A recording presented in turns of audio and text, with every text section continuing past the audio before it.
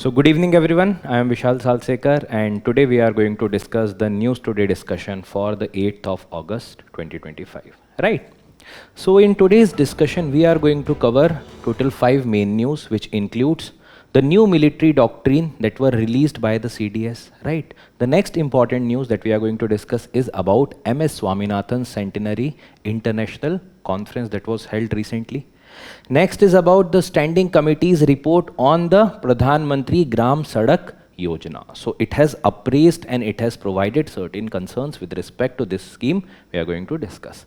Next is again another specific recommendation, or we can say an observation from the Standing Committee, and then there has been the discussion regarding the steel scrap and recycling policy. Last in this discussion is about the AU Small Finance Bank, which has got the license for the Universal Bank. So right now it was the small bank and now it has got the license for the Universal Bank. Then there are certain other quick updates which includes the places in news, which is about Tuvalu, and then there are certain other news in shorts, right? So let's start the discussion. The first news is regarding the Chief of Defence Staff, CDS, released the joint doctrine for the cyberspace operations and the amphibious operations, right? So what this particular doctrine is, so from the perspective of examination, this specific aspect is important from the GS paper 3 security, which is including the aspects with respect to the internal as well as the external security, then the cyber warfare, apart from that cyber threats, India's doctrinal response to these issues. Apart from that GS paper 2, which is talking about the cyber security doctrine as a policy response. So with respect to GS2, there is a theme with respect to policy, and then under that the cyber policy as a response to different other kind of threats that are emerging is also one such thing. So let's discuss about this particular doctrine. Now what is joint doctrine? So when we talk about doctrine, this is generally when it is concerning with respect to the security related thing, it has to be the classified information, that how different forces are going to cooperate, how they are going to ensure that there should be collaboration at the time of war. So there have to be exchange of best practices, there have to be exchange of equipments, there has to be exchange of different other things which are in need at the time of warfare. And recently during the Operation Sindoor, we had seen that the integrated theatre command is very important. And that's why the collaboration between whether it is army, whether it is navy, whether it is air force is utmost important. That's why recently there has been an emphasis upon the joint doctrines. Now what these joint doctrines are? These are the doctrines which are talking about the integration. Means different forces ke paas whatever their strengths are. Whether it is in terms of the capabilities as far as the missile systems are concerned, anti-defense systems are concerned, or maybe surveillance and reconnaissance systems are concerned. So whatever best practices are, they are going to cooperate with each other. So jointness and the integration is the part with respect to this joint doctrines. Next about this is why we are putting these particular documents in the public domain. So these are the unclassified wala thing. So whatever sensitive information was, it's not like those things have been put in public domain, but in order to ensure that visibility, that the people should be assured that the government as well as the forces in their domain are functioning upon these particular things, whether it is about enhancing the visibility of the forces, accessibility of the information, even the best practices, because in the strategic domain, a lot of things are there which has to be there in the public domain in order to ensure the policy making, in order to ensure the policy suggestions, incorporation of the best practices from different countries. And that's why the wider dissemination of the joint war concept, which is not new right now, right? In almost all the countries you are seeing these kind of collaboration. Now there were two prominent joint doctrine that were laid out. First was regarding the joint doctrine for the cyberspace operation. Now again, we had seen during the Operation Sindoor that the cyberspace is very important thing. See, generally when you have to strike upon the capability of any specific nation state, any specific country, right now the most important vulnerability that you can find in the form of the cyber domain. How come? Because see, a lot of data is already there in the public domain, whether it is about the medical, whether it is about educational, whether it is about armed forces.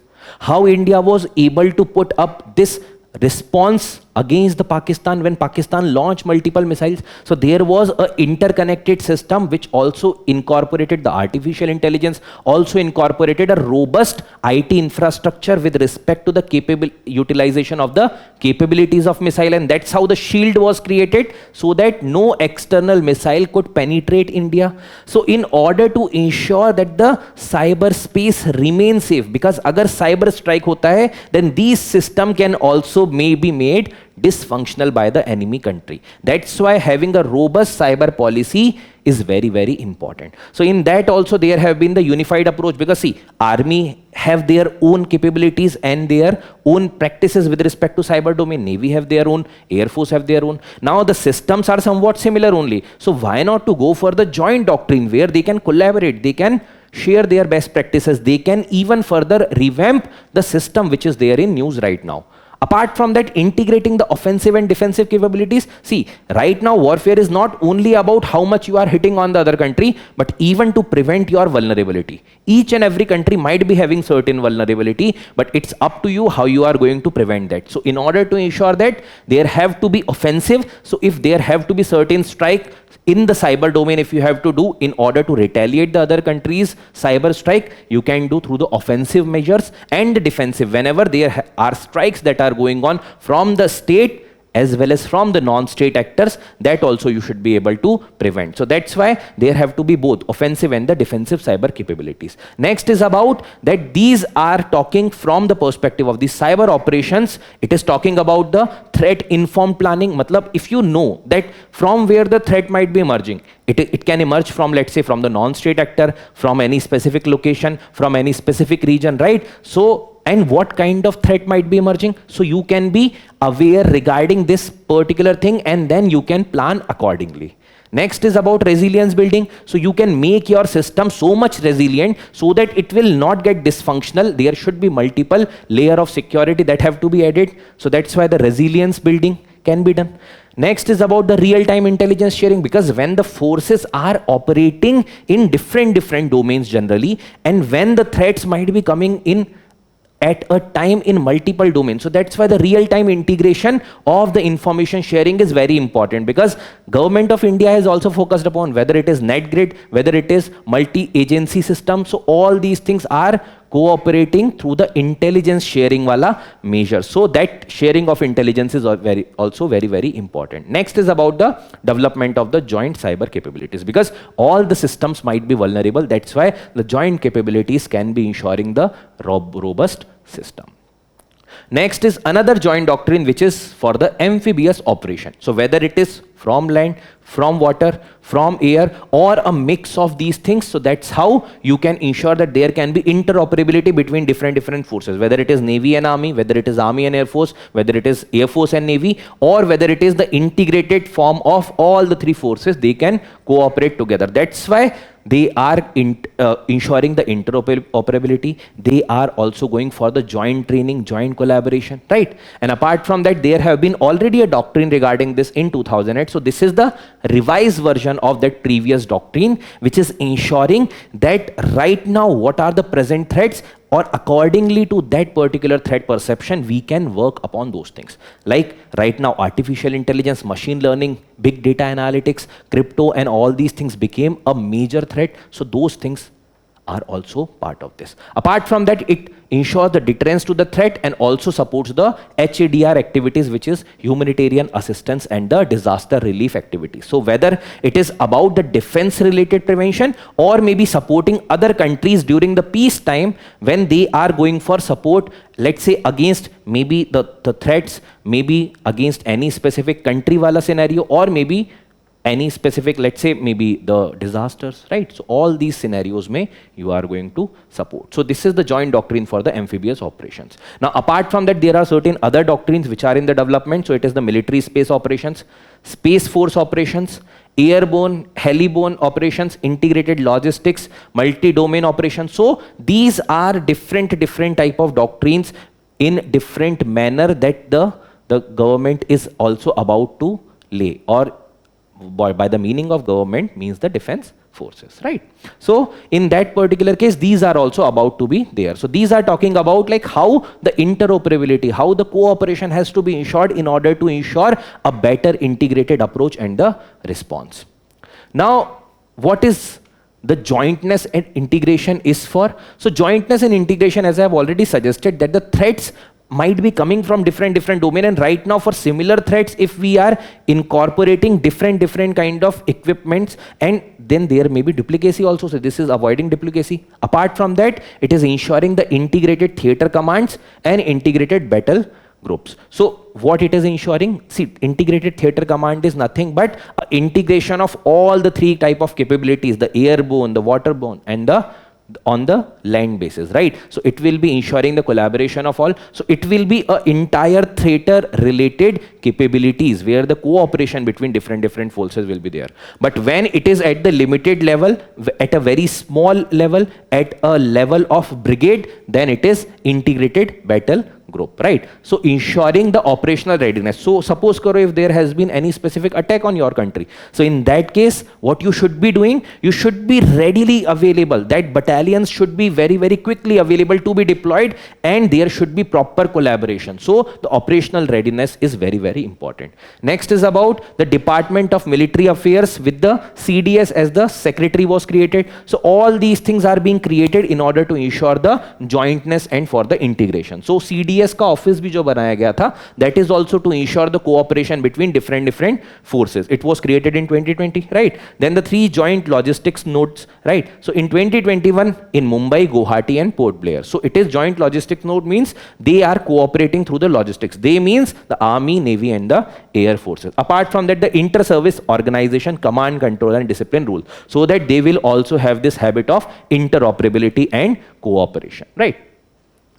Now, those specific questions as of now have not been asked specifically with respect to this aspect, but if you narrow it down, the question about the CDS was there, and even the question about in the internal security, certain way forwards can be utilizing the in the form of solution, the jointness, and even the counter-terrorism measures, maybe you can quote these particular things as a response, that how the response can be there. So in the form of PYQ, the question was about the office of CDS, that what are the duties of CDS? So permanent chairman of chief of the staff committee, the exercise military command over the 3 services chiefs, and principal military advisor to the defense minister on all tri-services matter. Select the correct answer. So I am expecting from your side that you should write the answer. This is a previous year's question, and you should write the answer in the comment section, and also tell that how India can prevent the threats from both the side of border, whether it is from the side of Pakistan or whether it is from the side of China. So if there will be 2 or 2.5 front war, in those situations, what should be the strategy that India should be having, right?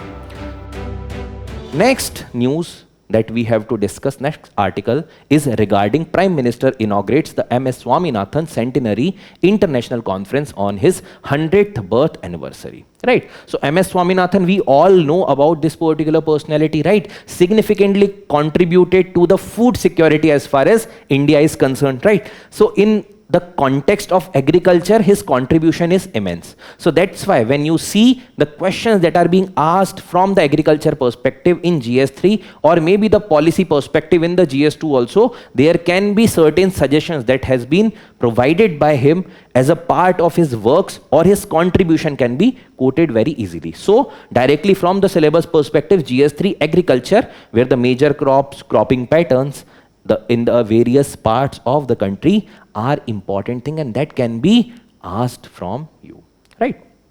So regarding his contribution in various aspects of agriculture, let's first discuss, because this is the most important thing. See, UPSC generally will not ask you about specific award that had already been provided, but UPSC can ask you about the suggestion with respect to different issues with respect to agriculture, or wahan par these contribution can be providing very much help to you in order to substantiate your answer.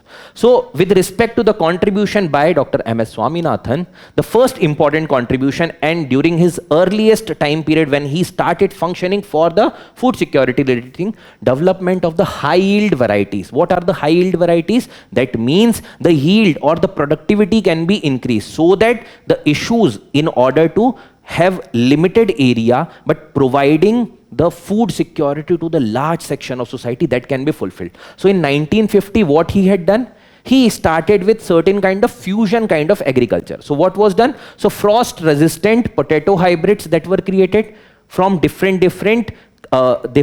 qualities of crops. He introduced this frost resistant potato hybrids that are resistant to the cold temperatures or cold climatic conditions. Apart from that, he ensured the crossed fragile indica rice, which is the Indian rice, and then with the hardier japonica varieties. That means the productivity or the yield can be increased with respect to the rice varieties. Abhi tak, till this point of time, the green revolution has not taken place. Then 1960s mein, he along with the Norman Borlaug incorporated the dwarfing genes. Since here we can say the initiation of green revolution was started. So along with the Norman Borlaug, he ensured that there are dwarfing genes into wheat. Matlab the what you can say, the wheat का जो पौधा होता है, that particular variety will be comparatively small and that will be very much tolerant, and also the productivity is going to be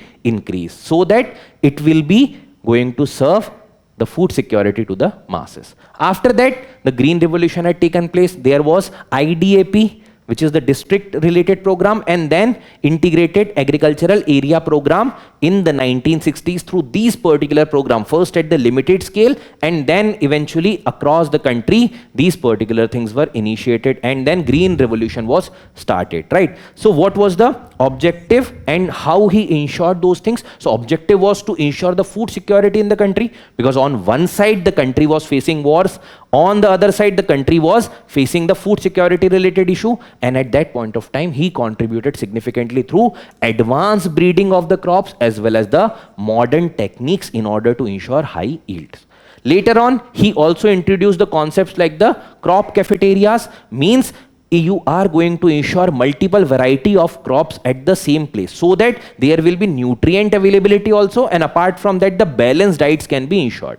Because if you are keep on getting fed on one specific variety of crops, then maybe certain things might be lacking in your body, whether the macro or the micro nutrients. So the crop cafeterias mein, it is being provided with the diversity of crop. Apart from that, the crop distribution wala thing is there, right? So the crop distribution agronomy. So in this, what was ensured? That there can be mid-season arrangement. Generally क्या होता है in India, that there are specific time period during which the variety of crops are being produced. But then maybe a chance कि similar crops को use करते करते there may be depletion of the micronutrient and the macronutrient from the soil. So this crop distribution agronomy is going to replenish those particular nutrient in the soil. So it is the mid-season adjustments rather than the fixed crop schedule.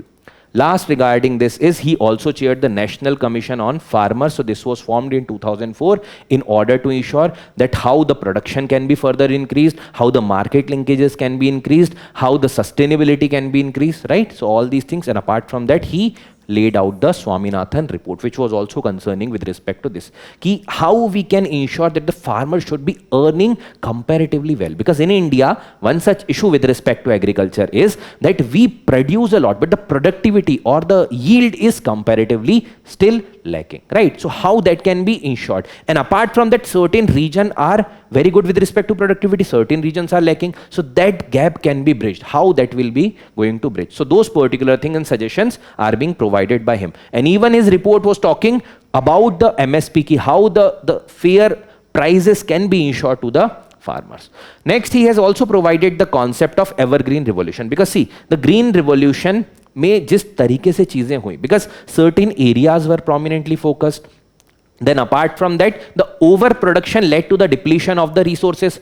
Where the crops were not the indigenous crops, those crops were introduced, for example, Punjab, Haryana, Western UP.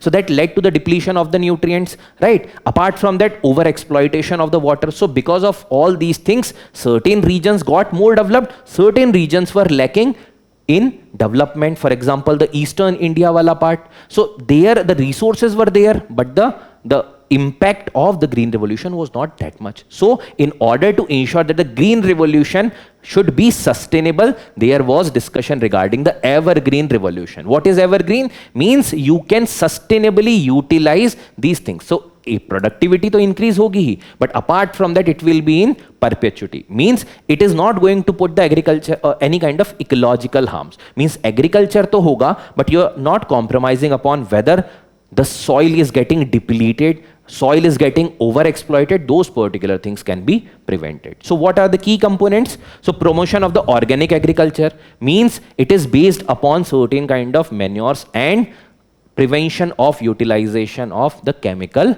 micro and macro nutrients, right? Or some kind of, let's say, fertilizer and all. Apart from that, green agriculture, where you are going to talk about, let's say, the integrated pest management, integrated resource management, then integrated nutrient management, all these things are going to be provided in this. Apart from that, the village knowledge centers means ultimately the population of village are more focusing upon the agriculture. So here you are disseminating the knowledge. So there will be knowledge centers as a hub. They are working. They are disseminating the knowledge in their nearby area. Apart from that, there are bio villages, which are basically sustainable villages, jahan par you are producing also, and then those are sustainable. Means for the long time duration, from the longer perspective, you are thinking about those particular villages. They can perform the agriculture for a long time period. Then focus on the social, economic and the gender equity, because agriculture is not only about producing the food, it is also about ensuring the peace, it is also about ensuring the equity, it is also about the empowerment. So all these things has to be focused upon. So these are also being talked about in the evergreen revolution, right? So now, apart from that, the document also contains certain key recognitions. So the Raman Magsaysay Award, which is regarding the leadership quality, that also he got. Apart from that, the first World Food Prize also he got. UNEP Sasakawa Environment Prize also he got. UNESCO's Gandhi Gold Medal also he got. So multiple recognition he has already got. Apart from that, he was also conferred with the Bharat Ratna. This can be a prominent fact that UPSC can ask in the form of prelims question. He was also the member of Planning Committee and chaired the UN Commission on the Science and Technology for the Development and Director General of the International Rice Research Institute. तो IRRI जो है, जिसका center Gwalior में, in the India also it is there, right? So regional center is there.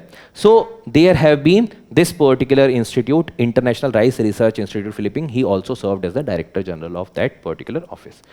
So he was also founder of the MS Swaminathan Research Foundation, which is functioning on the agricultural sustainability wala things. So the PYQs, now you can see the question had asked about the integrated farming system, which is incorporating all these things. So it also incorporates the livestock, it also incorporates the agriculture, it is also incorporates the sustainable utilization of that, maybe the fisheries, and all these things can be the part of this. So you have to talk about this and how it is going to helpful for the small and marginal farmers in India. Similarly, what are the present challenges before crop diversification? How do you emerging technologies provide opportunity for the crop diversification? So crop diversification may, you will also talk about the crop rotation and all, you will talk about the evergreen revolution also, that can be referred to, right?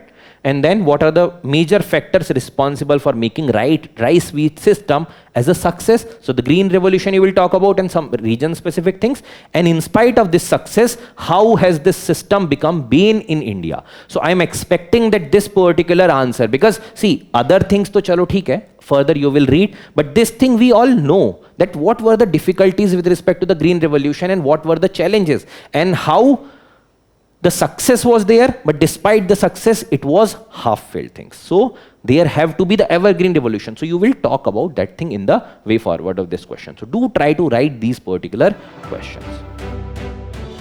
Next article is regarding the Standing Committee on the Rural Development and the Panchayati Raj presented its report on the Pradhan Mantri Gram Sadak Yojana. Now, this standing committee, previously also we had discussed in the discussions, right? So what is this standing committee or a departmentally related standing committee? When this particular committee was formed? So I'm expecting that you are going to write about those things in the comments, but yes, for the information of for those who might not have seen the previous videos, so standing committees are the permanent committees which are formed for 1 year basis, that is having the membership both from the Lok Sabha as well as from the Rajya Sabha. So 21 member from Lok Sabha, 10 from Rajya Sabha. They are the departmentally related standing committees, so there are Lok Sabha and Rajya Sabha member depending upon the quota. Apart from that, 1993 was the year from which there were departmentally related standing committees were started, and the strength was further increased to 24 in 2004. And since then, it is right now 24 working on analysis and understanding of different ministries ka progress on different things, and then they are providing their report in order to assess, analyze and provide suggestions to the ministries. Now, with respect to the syllabus, GS paper 2, which is regarding the government policies and the intervention for the development, because the road are also part of the infrastructure, so with respect to development, and GS paper 3, infrastructure, these are very, very important thing. And since this report also talked about the appraisal with respect to the left-wing extremism impacted areas, so from the security perspective also, it is very important that how the roads play a very important role as far as the security is concerned. Now, what is the Pradhan Mantri Gram Sadak Yojana? So started in 2000 during the Atal Bihari Vajpayee ji government as a centrally sponsored scheme, but at that point of time, the center's contribution was 100% at that point of time.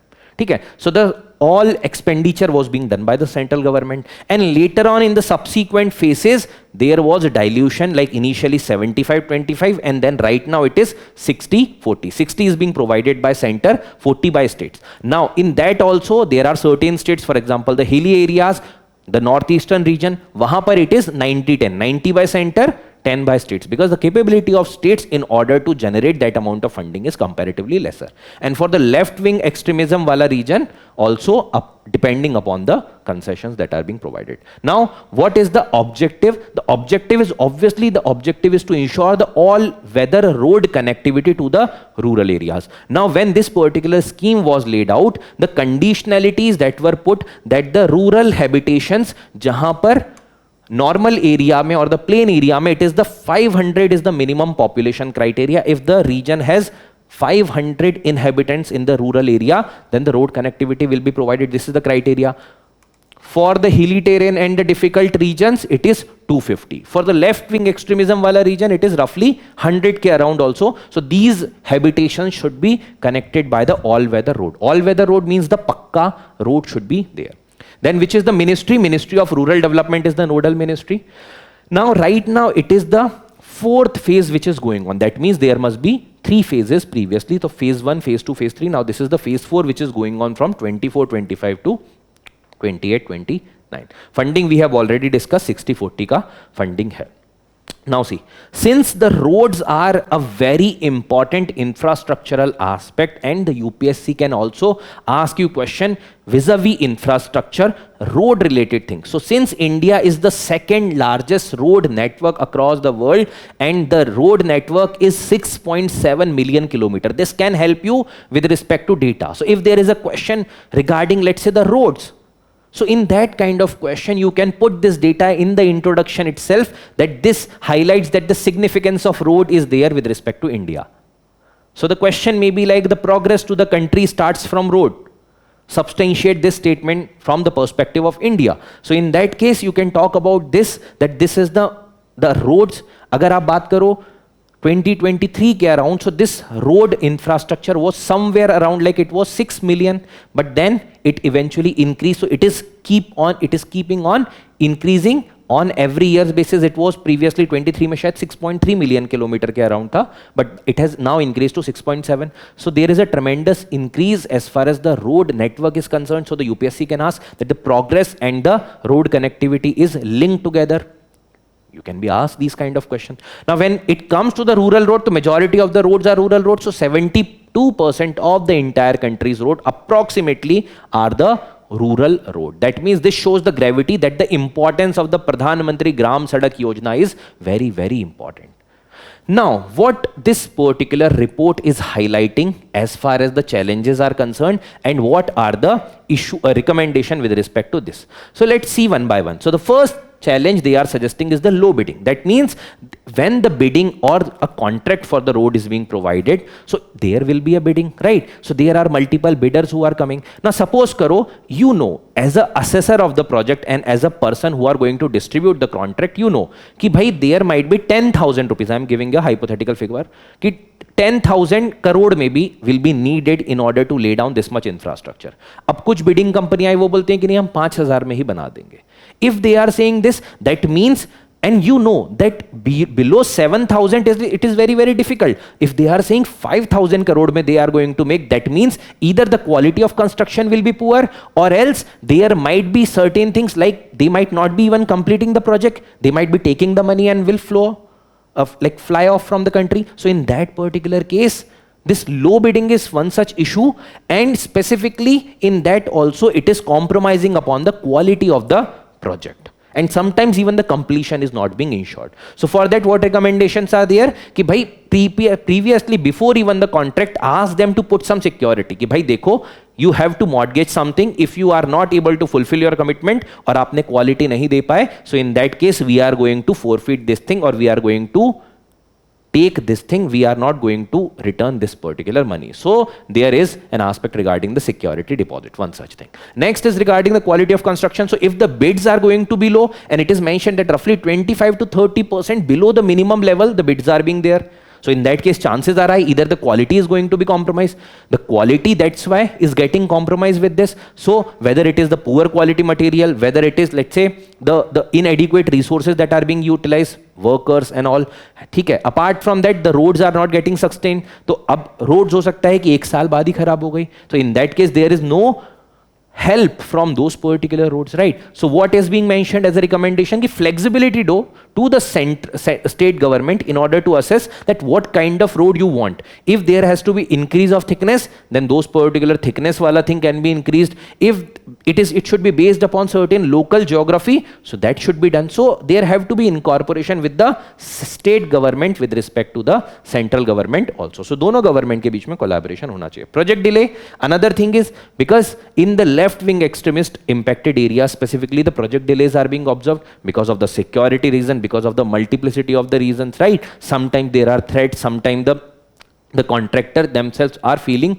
threatened from the region itself, and then they are not completing the project. Maybe कुछ हादसा हो जाए वहाँ पे, right? So in that case, there may be issues. Apart from that, even the issues like clearance का issue होता है. Sometimes the regions lies in the forest areas, right? Apart from that, the funds are not getting released sometimes. So in that case, what should be happening? So obviously, those cases, there have to be a better center and the state relation. अगर coordination अच्छा होगा, then only you are going to ensure that there is comparatively non-delay for the projects. Next is about the outdated survey data.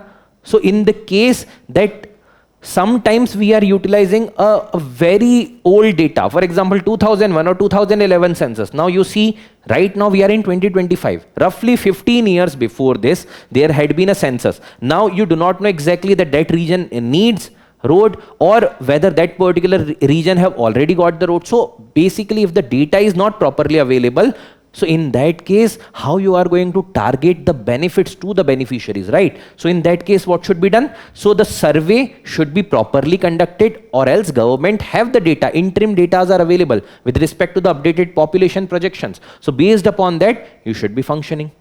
Last is the incomplete connectivity. Sometimes even after following all these things, there have been lack of connectivity. In short, कि आपने पूरे गांव तक नहीं लेगा. You have just tried to complete the road to some extent near the village, and then you left that. मतलब you have not delivered the complete commitment. So in that case, what is being mentioned as a recommendation, that identify the beneficiaries की कहाँ तक वो road चाहिए. Who are the people who are actually going to utilize that road? If you are doing that, then only the project is successful. So these particular things, these are the challenges, these are the recommendation. Now see, with respect to the rural roads, these can be the pointers that you can utilize. Specifically from the left-wing extremist wala regions, these are the pointers you can utilize and the suggestions also. So whether it asked from the perspective of GS2 or GS3, these will be very good pointer. You can give the reference to the standing committee that as recommended by the standing committee on the rural development, these particular things are the challenges and these are suggestions. So sometimes as a challenges, sometimes as a way forward, you can incorporate these. Next is about the Standing Committee on the Coal, Mines and Steel releases the report regarding the steel scrap recycling policy. Again, the Standing Committee, right? That's why I discussed about the Standing Committee, and I am expecting you to have a clear idea about this Standing Committee or the departmentally related standing committees, right? So, zarur likhna hai. Now, with respect to the syllabus, GS2 paper, again, from the government policies intervention for the development, and from the GS paper 3, since the steel is the foundation stone for the infrastructure. So, whether it is infrastructural policy or the public sector, this is very important aspect. Now, regarding the steel scrap policy, so see, this is not for the first time government is doing these things with respect to steel scrap policy. So policy is already there. So it was notified by the Ministry of Steel in 2019. Okay. So what are the objective with respect to this? Ab dekho.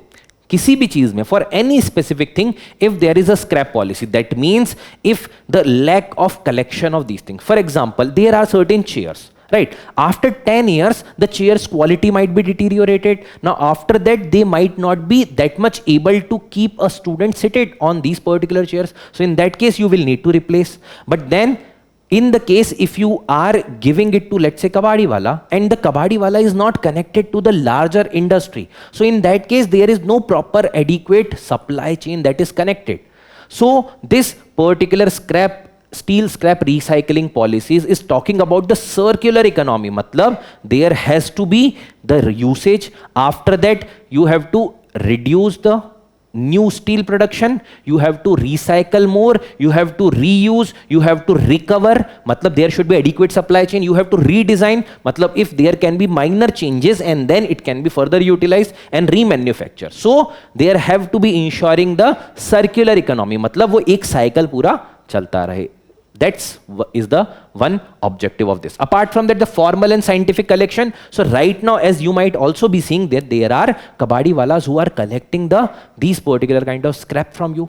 But then if they are properly connected, suppose karo, just assume a scenario, they do have an app where they are getting certain competitive prices ki bhai industries mein they are having 4 to 5 player, they are opening the app and checking where the steel ke liye they are getting comparatively more money, and then that particular chain is connected. So the price assessment is there, then depending upon the region ki distance kitna hai. So this scrap can be channelized through the value chain so that the kabadi walas can be formalized, they can be brought into formal economy, there will be better cooperative development, right? So all these things are also part of this policy. So the formal and scientific collection, then dismantling and the processing activity. Suppose karo, if the kabadi wala or let's say a local gatherer do the processing thing. Now there may be issues with respect to first thing that is going on in the informal manner. Second thing is environment is not taken into consideration. There will be emission of the harmful gases, and apart from that the entire economy is not getting the benefit out of that, right? So if it is connected to the larger value chain, then that particular steel will again become part of the productive economy. Next is about creation of the mechanism for the treating of the waste streams. So in that case, it will be going to utilize the waste further, and then this circular economy can be reinvigorated, right? Now, what are the key highlights that were done by the report? So again, a report that has highlighted something which are issues, and then it has provided recommendation. First issue, it has highlighted that right now there is no such comprehensive database. Matlab, kahan kitna steel scrap ho raha hai, which region is generating more, where more demand is, where more kabadi walas are situated, which region is more processing the steel. Right now this data is not available comprehensively. So there have to be a robust database. Agar wo database rahega, then you will you can be able to channelize those energy into the positive aspect. Apart from that, you can create and maintain a dedicated portal. That's what I was suggesting, right? And on the generation, usage, policies, program and benefits, kahan kitna generate ho raha hai, how it is utilized, how the benefits can be ensured by the reprocessing, including the comparison with the other countries. So there can be ensuring comparison. Matlab suppose karo there are certain best market practices, so you can compare those with the other countries ka example, and then you can identify that how you can improve upon those things, whether what practices you are incorporating are sufficient or there have to be some new things that have to be incorporated. Next is about absence of the designated nodal ministry for steel scrap matter. So steel ke liye to hai Ministry of Steel, but for the scrap matter as of now there is no such designated nodal ministry. So Ministry of Steel, for the obvious reasons, has to be designated as a nodal agency so that it can take a oversight, it can see all the kind of policies and ensure the implementation of those. It should also be responsible for ensuring the collection, compiling, updating, sharing the all steel scrap related data. So that if there is a central ministry responsible, that can ensure that whether at different states level the things are getting comprehensively covered, the data is gathered, the steel related value chains are getting developed. So this is the aspect. Next is the lack of formal scrap market. So right now the kabadi walas are not integrated with the value chain. So if they can be added to the value chain, if there is a formalized chain, so that will be part of the formal economy, overall economy will increase, and apart from that there will be more formalization. So social security benefits can also be provided to these people who are engaged in those scrap related collection. Next, and they are in a cooperative wala architecture, like for the milks there was cooperative created, why not for steel? Next is about absence of the industry status. So as of now, this has not been provided with the industry status. So if the industry status is provided, a larger player can enter into the market. The global funding can be there, FDIs and FIIs can be there, right? So those particular thing can also be taken into consideration. Once the industry status is provided, there can be launch of maybe multiple startups regarding this. There may be multiple jobs, skill development that can be there. Next is lack of skill development and the certification. So right now, ऐसा तो नहीं है कि कुछ you are providing some certification for the best collection practices. So right now it is going on in the informal manner. So if it is being done or certified through certain recognized agencies, for example NSDC, National Skill Development Corporation, if they are being recognized or certified, they means the kabadi walas, the value chain people, right? So then in that case there will be comparatively better arrangement, uniform practices that can be adopted across all the level. Last is use of the obsolete technology. So right now if you are using only furnace, it is going to lead a lot of carbon emission. So in that case obviously there have to be certain modern technologies. Apart from that, even with respect to collection, even with respect to the movement, all these things ke cases mein there are a lot of new technologies. There has been the artificial intelligence, blockchain technologies, there is data gathering through the big data analytics. So the point is, if the data is there, if it is not managed properly, no use for data. So if the data you are going to collect, so use the modern technologies also in order to process that specific data. Clear hai? Now again, with respect to the industry, the steel is very important topic. So steel scrap related jo policy hai, that can be recommended in order to ensure the sustainable steel. Because see, every time if you are going to extract the ore and then from which you are going to create the steel, तो बहुत ज़्यादा आपके पास limited material are available, but already in the economy a lot of steel is there. So if that can be reutilized, then it is going to ensure the sustainable and the circular economy. Last in the important and the main news is about the RBI granting the EU Small Finance Bank the universal license or the universal banking license. It was first in the decade. So in 2014 there was Bandhan Bank and the IDFC Bank, which now became the IDFC First Bank. They got the universal banking license, right? So from the perspective of GS paper 3, Indian economy and the banking, this is a important topic. Now from the perspective of GS, this particular paper, from the prelims perspective, there can be question regarding the criteria, there can be question regarding the small bank, there can be question about the scheduled commercial bank. Then apart from that, there may be even the means related question, that the need for more universal bank or the product specific banks, right? So let's discuss about that. So what is the universal banking license? So previously in 2014 there were two separate category of banks that were created. One were the payment banks and another was the small banks. ठीक है? So जो small और small finance banks थे, so they were to cater the small regions, right? So small regions, maybe the rural region or a collection of a few villages. Then there was a payment bank that was also created. So payment bank for the limited set of products, so except the giving of loans or credit cards for the limited purpose, like a limited amount of deposits, that particular payment bank was created. Now it was a provision कि अगर observe kiya, and then for example specifically for the small finance bank, if they are performing well and if they meet the criteria, tomorrow they can be even converted to the universal banks or the can be provided with the universal licensing banks. So the universal banks may they can now offer the wide variety of products. So it may be about even insurance related products, it may be about the scaling up the businesses, entering into different other markets. So this increases the scope of the bank to do all the other kind of activities also. So in 2014, Bandhan and the IDFC Bank, which is now IDFC First. Now what is the eligibility criteria for a small finance bank to become the universal bank? The scheduled status for 5 years, that means that should be a small finance bank for the 5 years. So that has to be the tag of the scheduled commercial bank. So scheduled commercial bank, RBI का जो act है 1949 का, under that if that bank is there in the schedule 2 of that act, then it is eligible if it has completed 5 years in that schedule. Then listed on a recognized stock exchange means bank should be listed, that particular bank should be listed on the stock exchange. Then minimum net worth 1000 crore means जो आपका assets है and liabilities and that gap is more than 1000 crore, that should be there. So bank का net worth should be more than 1000 crore. Next is about the financial health of the bank, that means bank should be profitable.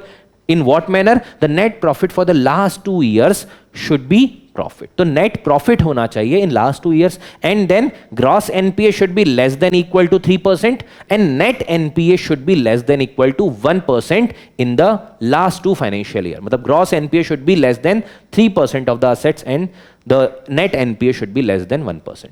Next is the no addition of new promoters or changes in the existing promoters during the transition period. So ऐसा नहीं है कि on day one only they got the complete thing. Right now it is the transition period for a few amount of time, let's say 5 years तक वो transition period चलेगा. RBI will closely monitor those kind of activities which this bank is going to do, and during that period of time there should not be changes in the promoter. So it is a kind of lock-in period for the promoters. Last is regarding this, the preference will be provided to one who is having the, or which particular bank is having the diversified loan portfolio. तो banks में भी उससे ज़्यादा priority दी जाएगी which is having the diversified loan portfolio. Now what are the small finance bank? So there was a Usha Thorat committee in 2014. That particular committee recommended the formation of the small finance bank in order to cater the small areas ka need. Now Union Budget also talked about the small finance bank in 2014-15, and hence this small finance bank with the limited products for the smaller areas are being created. Now objective क्या है? When you are taking the banking to the masses or you are taking the banks to the very lower regions or very tier जो आपके villages हैं, to those particular region, if you are taking the bank, that means you are ensuring better financial inclusion. And now remember that Pradhan Mantri Jan Dhan Yojana and also these were also part of that specific kind of schemes. Now registered as a public limited company under the Companies Act. So they have to be registered as a public limited company under the Companies Act. Licensed and governed under the Banking Regulations Act of 1949 जो RBI का act है, and under that Schedule 2, that will be the Scheduled Commercial Bank. Now capital requirement 200 crore है, except certain banks which were created from certain other purposes. मतलब directly जो small finance bank नहीं बने हैं, they were created let's say from the urban cooperative or from any other sources. If they are created, then there are exceptions, but otherwise 200 crore. Now eligible promoters कौन से हैं? Resident individual professionals who have 10 years of experience in the banking and finance. So they can lay out these kind of small finance banks. So the resident individual professionals with the 10 years of experience in the banking and finance. So these are the eligible people. ऐसा नहीं कि कोई भी बाहर से आ जाए और खोल दे, नहीं. There are certain criteria that are there. Now with respect to the small finance bank, UPSC had asked the question previously, what is the purpose to supply the credit to small business unit, to supply the credit to small and marginal farmers? Now see, Supply credit to small business, yes, appearing correct. To small marginal farmer, yes, appearing correct, because to the lowest level, right? To encourage the young entrepreneur to start up the business, particularly in the rural areas, right? So now try and solve this question and write the answer in the comment section. I want to know that how many of you are getting it correct. This is a previous year question. Now the chances are that this question will not be asked, but the concept and the idea that how many of you are able to think and how many of you are aware regarding these kind of concept, let's try to answer this.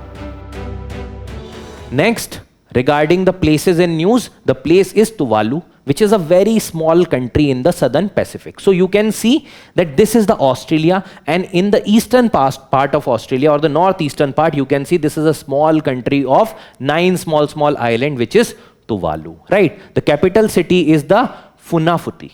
So बहुत छोटा country है, which is consisting of the coral reefs and atoll, which are the coral reef structure. So the context is that recently there are reports that are suggesting कि बहुत ही जल्दी within 25 years by 2050 a lot of infrastructure, road, railway, not railways, the road and other things are going to get submerged under the seawater, because there has been rise of the ocean level. And that is because of the climate change. So that's why there is a treaty signed between the Tuvalu and Australia. The treaty is 2023 Philippine Union Treaty with Australia, which says that on every year basis 280 Tuvaluans annually to gain the permanent residency in Australia. Matlab, this is a systematic way where the entire country is now going to shift to some other country. So you are seeing the negative consequences of climate change. This can become a prominent example for the impact of climate change, that there may be a chance that in next 25 years there may be complete migration from this. Now you might be thinking only 280 people. Country में ही सिर्फ 11,000 around people हैं. So 280 every year is the thing that they have discussed about. Clear hai? Now formerly they were known as the Ellis Island. Now they are located on one side it is Australia, on this particular side it is Hawaii. So they are situated between them. Now the 9 island का group है, 4 are the reef island, 5 are the coral atolls. ठीक है, atolls are these kind of thing, like जो गोल सा दिखता है, on that there is coral reef structure, right? Then Nanumie is the most northern island of Tuvalu. Not that important, but yes, the northernmost one, and the climate is tropical. Now see, again, what issue this particular country is facing? The existential issue.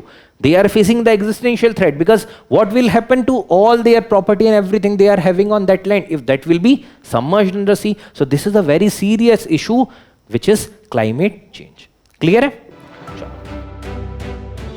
So now there are certain quick updates that we'll see quickly. The first in this is the Avaza program of action 2024 to 2034, APOA.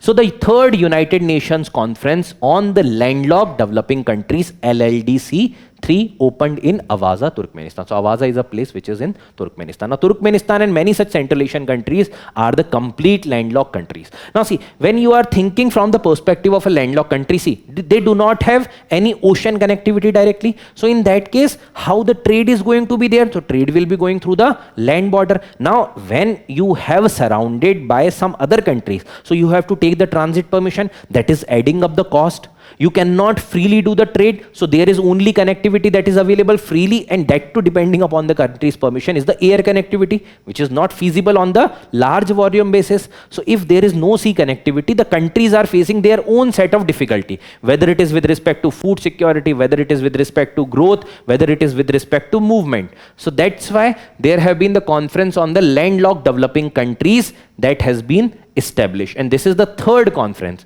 So last year in UNGA assembly there have been this Avaza program of action that was taken. 2024 में UNGA assembly meeting में this declaration was taken. Now the framework is to tackle the issues of development that are being faced by the landlocked developing countries. Now, what are the things that are being talked about in this particular Avaza program of action? First is to establishment the regional agricultural research hub. Matlab, these research hub will be ensuring that there should be food security, how to ensure food security in these region. Then launch of infrastructure investment finance facility. Matlab, there should be funding available in order to finance the infrastructure, because these countries comparatively hinders on the ability to produce the resources for themselves. So infrastructure के लिए भी there have to be some financing facility. Then development of the UNFCCC negotiating body to advance the trade and climate resilience. Now see, the extremities of climate are being observed in this, because generally when the ocean and sea bodies are there, there is a moderation of climate, but when there is no such thing, then there will be extremes of climate, whether it is drought, whether it is rainfall, a lot of issues are there. So that's why there are these things which are being talked as a part of Awaza program of action. Next is regarding the She Leads 2 program. So second edition of UN Women's flagship capacity building program, She Leads, was inaugurated in India. So She Leads 2 is the second edition of the UN Women's program. Now what is the She Leads program? So this particular program is talking about the gender equality and gender empowerment, specifically in the public sphere, specifically in the political arena, so that tomorrow there will be better and good number of leaders coming from the side of women. So there will be gender equality in the public and the political leadership. So this program ke through there has been encouragement to women in order to go for better fighting of election, means they can ensure the availability in the political spectrum so that the policy can be more inclusive from the gendered perspective. Now there has been already a women's reservation bill with respect to the reservation of 33% in the state legislative assemblies and the parliament also, right? So in order to implement that, the capacity building related, you can see this program. So this can be going in a way forward for many questions which is talking about the women empowerment, even the essays regarding this. Now what is UN Women? There may be question regarding this, and UPSC previously had asked about the MCQs with respect to UN Women. So UN Women is the entity on the gender equality created in July 2010. It is to advance women's rights, gender equality and the empowerment. As the name suggests, it is for women's rights, gender equality and empowerment. What is the focus areas? Again, a very easily guessable, like the leadership, economic empowerment of women, freedom from violence, right? Ensuring the peace, role kya ho sakta hai women ka in ensuring peace, right? So all these things are the objective or the focus areas. Next is about the coastal shipping bill. So recently it was introduced and it is now passed by the parliament. The parliament clears the coastal shipping bill of 2025. What is the purpose? In order to boost the coastal economy, right? So which is the nodal ministry, or which is the ministry responsible? So Union Ministry for the Port, Shipping and Waterways will be the nodal ministry. Why it is important? In order to reduce India's dependence on the foreign vessels. So what are the key features? First, it is simplifying and modernizing the legal framework with respect to the coastal shipping. It is ensuring the simplification and the modernization along with the present needs kya hai. Then the national coastal and the land shipping strategic plan. So what can be the long-term plan? What can be the political aspects that can be incorporated? So the policy wala thing, and apart from that, the long-term objective, that is also being taken into consideration. Next is about the national database for the coastal shipping. So like we had discussed even in the steel wala context, that the data is very, very important. If you are aware regarding that what is the volume, what is the trade value and all these things, then you are able to better manage these particular aspects. That's why these are the important key features. Next is about ad valorem duty. So again, Mr. Trump has been vocal about a lot of issues, and then as per him, those are the issues, right? So the tariff related thing, that was the key feature of the Trump 2.0, and from the beginning of his term 2.0, he initiated the tariff policy. Now that tariff policy is too discriminatory that even when the people are asking that the China is also taking things from the Russia, right? So he is saying, let them. We will take whatever measures has to be taken for America. Are, what kind of things you are doing, right? So in that, he is also planning to impose additional 25% as the ad valorem duty. So what is the ad valorem duty? As the name suggests, it is on the additional value. So according to this value of the product, this duty is going to be taken. So it is not based upon quantity, it is not based upon weight, it is upon the quantity. Agar aap it is upon the value. So if you are taking one only, matlab aap agar ek bhi product le rahe ho, suppose karo that product is of 10,000 rupees, and if you are saying that ad valorem duty is of 10%, so us 10,000 pe 1,000 ka jo duty rahega, that will be the ad valorem. That is on the value. That's not on the how many products you are taking. No, that is on the value. So duty levied as a percentage of value of the services or the goods being imported rather than the weight or the number of units. So upon the value, ad valorem. Next is about lichens. So the context is a new species of lichens, Allographa Effusoso redica has been discovered in the Western Ghat. So this is the species of lichen that have been observed in the Western Ghat. Now that's why lichens become very, very important. See, the geography of Western Ghat is also important. So the lichens are basically a symbiotic relationship between a fungi and a algae. So see, fungi cannot produce its own food. Algae have to have some place to sit and place to reside, right? So the fungi and when they are in the symbiotic relationship, they are living together. So the fungi is getting food that is being prepared by algae, because algae is able to do the photosynthesis, and in return algae is getting the space and the place to live on the fungi. So they act in a symbiotic relation, means they are codependent on each other. So they are useful for the drugs, medicine, perfumery, food stuff, dyes, biomonitoring, etc. Right? So now see, from the very commonsensical perspective, these are algae.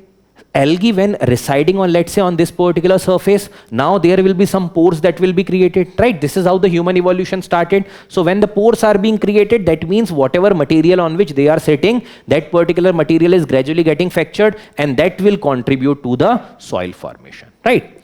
Now, lichens are also acting as a major bioindicator. Wherever the pollution is there, lichens can be providing the idea regarding that this region are getting impacted, because unka population impact hota hai, the way they are coloring getting impacted. So that's how you can get the idea regarding the pollution. So they are also acting as a bioindicator.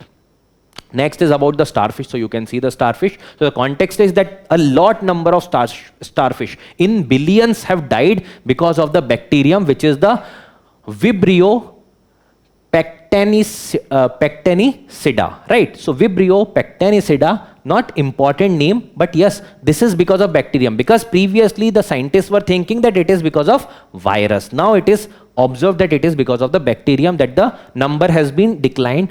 Now this is the same bacteria which is causing the cholera in the humans. So now what are the starfish? So they are the marine animals known as the echinoderma, right? So they have the hard exoskeleton, hard and the spiny covering over the skins, right? So they have the hard covering or the spiny covering or the skin, right? They are also known as the sea star because of its shape, right? Then they are feeding upon the invertebrates. So they are eating upon certain other animals which eventually feed on the vegetation of the sea. Now see, when the sudden decline of these starfish will observed, then don't you think so the entire food chain and food wave of the marine life is going to get impacted? Because होगा क्या, अगर मान लीजिए एकदम से starfish disappear हो जाते हैं और number reduce significantly, that means on which they used to feed upon, now those can be taking all the things, maybe the kelp forest or maybe different algae, and that will be reducing the marine ecosystem non-inhabitable, right? So there will be reduction of oxygen also that can be observed. So that's why this sustainability is important. Now most of the species can regenerate, regrow or damage or of their damage or the lost arm. मतलब अगर damage हो जाता है या खत्म हो जाता है एक arm, that can be regrown for most of the starfishes. Now they have the circulatory system. So in the circulatory system there is no blood, but the transportation of the nutrient through the seawater and oxygen through the seawater in the water vascular system. So this is the thing regarding the starfish. Now virgin polymers, so there is a study that has been conducted regarding who is producing how much amount of plastic. So India is contributing roughly 4% of the world plastic, but it is China which is producing more than 30%, 35% of the world's plastic. So virgin polymers, they are the plastic material produced directly from the petrochemical. For example, your जो refineries होते हैं, those as a byproduct are producing these kind of materials or the virgin polymers. Now polyethylene is there, polypropylene is there, polyethylene, then terephthalate is there, then polystyrene is there. These are the different varieties of virgin polymers are being produced. Now we know what are the usage of plastic. There is no need to tell. What are the issues with respect to plastic? Environmental damage, ठीक है, degradable नहीं होता. Apart from that, high carbon footprint, it is ensuring. So these are the issues. That's why the countries are asking maybe ban or regulation on that. Last is the nickel copper platinum group element. So NiCu sulfide. So India has discovered for the first time the nickel copper platinum group element sulfide at the Bhalukona Jamnidi block of Mahasaman district of Chhattisgarh. You can have an idea regarding Chhattisgarh or the Mahasaman district of Chhattisgarh, where there have been observation regarding the nickel, copper, platinum element, right? So why they are important? Nickel is important for the stainless steel may use, and then alloys, then apart from that the batteries. So right now when we are talking about a lot of alloy material or the batteries, nickel is important. Copper for electric wiring, then electronics, plumbing, construction, copper is very important. Then the PGE, which is the platinum group element, so catalyst, jewelries, electronics, hydrogen, fuel cell, all these things these are important. All these are critical mineral kind of material because they are very important, whether it is the clean energy, whether it is for the technologies like EV, battery, defense, making them a very important material as far as the growth of the country is concerned. That's why this particular discovery is very important, that can make India self-sustainable in these specific material, right?